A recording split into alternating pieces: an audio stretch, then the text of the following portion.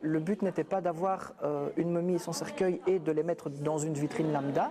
Le but, c'était vraiment qu'elle s'insère dans un projet. Et dans le cadre du réaménagement des collections, elle est véritablement au centre de la pièce.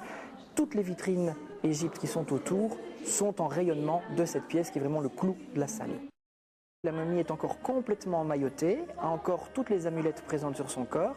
Et en ce qui concerne son cercueil, il est remarquable parce que la polychromie, toutes les couleurs sont intactes. Nous savons, grâce aux inscriptions présentes sur le cercueil, que Or était un prêtre du dieu Amon, qui était le dieu principal des Égyptiens.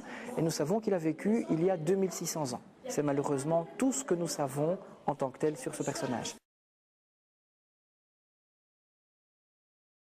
Or était quelqu'un d'important, quelqu'un qui avait les ressources lui permettant de se faire momifier. On se rend compte que ce n'est pas une petite momification, mais ce n'est pas non plus la momification qu'on réserve aux grands prêtres, aux princes ou autres. Et manifestement, dans son choix de mobilier funéraire, Or a privilégié son cercueil par rapport au traitement de la momification.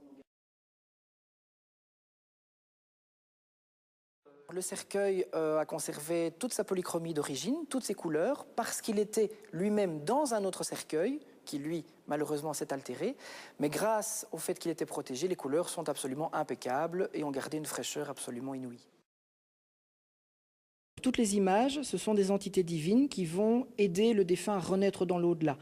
Elles vont l'aider à renaître dans l'au-delà, mais elles vont également le protéger. On a des représentations du dieu Anubis, à tête de chien. On a des divinités sous la forme de momies qui ont des couteaux pour défendre tous ceux qui voudraient s'en prendre à la momie. Et on a énormément d'oiseaux avec un disque solaire sur la tête. C'est le soleil qui s'envole le matin, ou bien le soleil qui voyage la nuit dans le monde souterrain et qui va renaître tous les matins. Et grâce à tous ces dessins, le défunt, tous les matins, va renaître comme le soleil et est assuré de ressusciter. Puisque c'est une pièce prestigieuse, lorsqu'on l'ouvre, ça donne un peu l'impression d'ouvrir ses cadeaux de Noël, si je puis dire. Et ensuite, lorsqu'on a ouvert la caisse qui contenait le corps, eh bien, instinctivement, tous les collègues qui étaient présents se sont tus, puisque c'est une dépouille humaine. Donc il y a une forme de respect. Il y a ce côté magique, bien évidemment, mais on n'oublie pas avant toute chose que c'est une dépouille humaine. Au XIXe siècle, on déballait les momies en société, on faisait un petit salon, on invitait ses amis, on débandeletait la momie, ensuite tout partait dans le feu et on ne gardait que les objets.